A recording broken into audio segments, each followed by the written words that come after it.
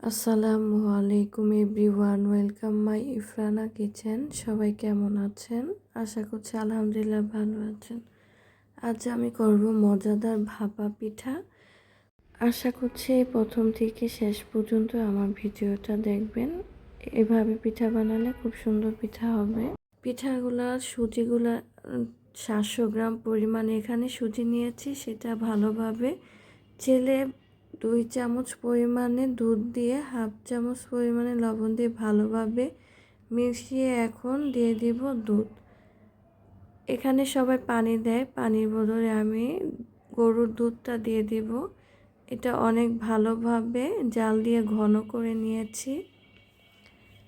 1 cup দুধকে half cup করেছি, এইভাবে দুধটা জাল দিয়েছি। এখানে 100 গ্রাম গরুর দুধ, 250 গ্রাম জাল দিয়ে দুধটা এভাবে করেছি। এটা খেতে খুবই সুন্দর ঘ্রাণ আসে। এখানে 1.5 কাপ পরিমাণে দুধ লেগেছে, আপনাদের কম বেশি লাগতে পারে। এভাবে মুট করে বুঝতে পারবেন পারফেক্ট হয়েছে কিনা। এই সুজিটা চাল ভাঙিয়ে এনেছি। আপনারা সুজি কিনে নিলে অবশ্যই দুধটা আরেকটু বেশি লাগবে, কারণ এটা অনেক ড্রাই থাকে আর এটা একটু ভিজা ভিজা। এটা হোমমেড সুজি ভাঙানো, চালটা ভাঙিয়ে এনেছি। এখন সুন্দরভাবে চেলে নিব। এই পিঠাটা খেতে খুবই মজা, বাসায় করে দেখবেন। আমি প্রতিটা ধাপে ধাপে সব কিছু দেখিয়ে দিচ্ছি, একদম ফার্স্ট থেকে লাস্ট পর্যন্তই। এভাবে ভাপা পিঠা করলে অবশ্যই ইনশাল্লাহ আপনাদের ভাপা পিঠা হবে, সাকসেস হবেন, খুবই মজা লাগবে। এখন ভাপা পিঠা বানিয়ে নিব। ভাপা পিঠা ঢাইসে, আপনারা ঢাইসটা যে কোনো মাপে নিতে পারেন, মেলামেনে পিরিজে বা ভাপা পিঠার ঢাইসে, যে যেভাবে পছন্দ করেন। আমি কিছু সুজি দিয়ে দিলাম 1 চামচ পরিমাণে, 2 চা চামচ পরিমাণে মিঠাই দিয়ে 3 চা চামচের মতো নারিকেল দিয়ে দিব। আপনি সাজানোটা সম্পূর্ণই আপনার কাছে।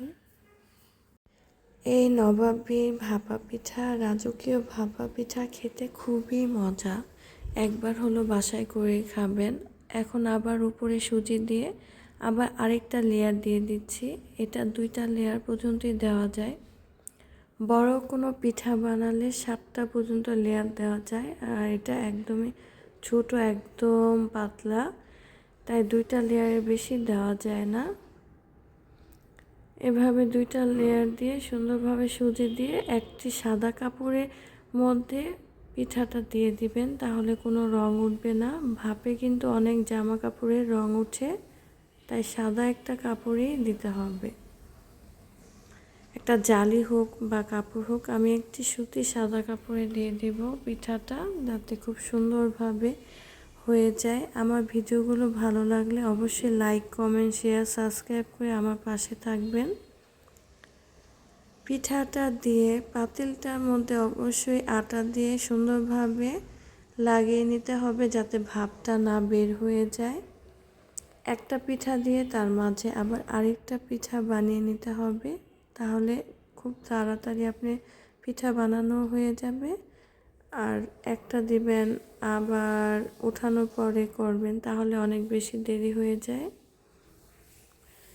এভাবে পিঠাটা পাতিলের মধ্যে বিসমিল্লাহির রহমানির রহিম করে দিয়ে দিবেন, ইনশাল্লাহ খুব সুন্দরভাবে পিঠাটা হবে। আর এই পিঠাটা যে খাবে তার মুখেই লেগে থাকবে রাজকীয় ভাপা পিঠা, ভাপা পিঠা। খুবই মজা। দুধের একটা যে সুন্দর একটা ঘ্রাণ, নারিকেল দুধ, খুবই সুন্দর। এটা ঢেকে দিলাম সুন্দরভাবে। এখন আমি আরেকটা পিঠা বানিয়ে নিচ্ছি। আপনারা ইচ্ছা করলে সব উপকরণ একসাথে দিয়েও মজাদার আরেক ধরনের ভাপা পিঠা বানিয়ে নিতে পারেন। প্রতিটা পিঠায় আমি 2টা করে লেয়ার দিব। আর 700 গ্রাম পরিমাণের সুজিতে আমার হয়েছে 12-13টি পিঠার মতো। এভাবে প্রতিটা পিঠা 2টি লেয়ার দিয়ে সাইডে রেখে দিবেন। আরও আপনাদের 2-3টা থাকলেও বানিয়ে রাখতে পারেন, কোনো সমস্যা নেই। এভাবে ডেকোরেশন করে আপনারা ইচ্ছা করলে কাজু বাদাম, কিশমিশ পেস্তা বাদাম দিয়ে দিতে পারেন। আমার কাছে একদমই ভালো লাগেনি, আপনাদের ভালো লাগলে অবশ্যই দিয়ে দিবেন। এই পিঠাটা এভাবেই খেতে অনেক বেশি স্বাদ, অনেক বেশি মজা। নবাবী ভাপা পিঠা বলেন, রাজকীয় ভাপা পিঠা বলেন, সব ভাপা পিঠার সাথে এই ভাপা পিঠার কোনো তুলনা নেই, এতটা বেশি টেস্টি। আর অবশ্যই যখন ভাপা পিঠাটা হয়ে যাবে, ভাপের থেকে উঠাবেন, খুব সাবধানে কাজটা করতে হবে যাতে হাতে ছ্যাঁকা না লাগে, গরম না লাগে। পিঠা ভাঙলেও সমস্যা নেই, কিন্তু হাত যাতে কোনো সমস্যা না হয়, কারণ এই হাত দিয়ে আমাদের সবার সম্পূর্ণ কাজগুলোই করতে হয়। খুব সাবধানে কাজটা করবেন। একটি ওই ভাপা পিঠা সরার মধ্যে রেখেই আমি আরেকটি পিরিচে ঢেলে নিলাম। দেখেন মাশাল্লাহ কত সুন্দর হয়েছে পিঠাটা, খেতেও কিন্তু দারুণ মজা। ভাপা পিঠা গরম গরমই ভালো লাগে, ঠান্ডা হলে একদমই ভালো লাগে না, শক্ত হয়ে যায়। তাই যতটা চেষ্টা করবেন সবাই একটা পিঠা খেলেই যথেষ্ট, যে যে কয়টা খেতে পারেন, কিন্তু অনেক বেশি তৃপ্তি হয়ে যায়। এই যে দেখেন একটু ঠান্ডা হয়ে গেছে আর একটু ফেটে ফেটে আসতেছে। গরম থাকতে থাকতে পরিবেশন করবেন, খাবেন, খুব ভাল লাগবে। ঠান্ডা হলেও যে ভালো লাগবে না, ঠান্ডাটা কিন্তু আরেকটা মজা, অবশ্যই ভালো লাগবে। আর একবার এভাবে দুধ দিয়ে ট্রাই করে দেখবেন এই পিঠাটা খেতে কতটা মজা। আশা করতে পারছি আপনারা বুঝতে পেরেছেন, এই পিঠাটা আসলে খুবই ভালো। আমার ভিডিওগুলো ধৈর্যভাবে দেখার জন্য আপনাকে অনেক অসংখ্য ধন্যবাদ। অবশ্যই আমার পাশে থাকবেন। আরেকটি ভিডিও আসার আগ মুহূর্ত আপনারা আমার সাথে থাকবেন।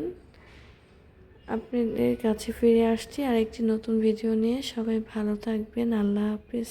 আসসালামু আলাইকুম।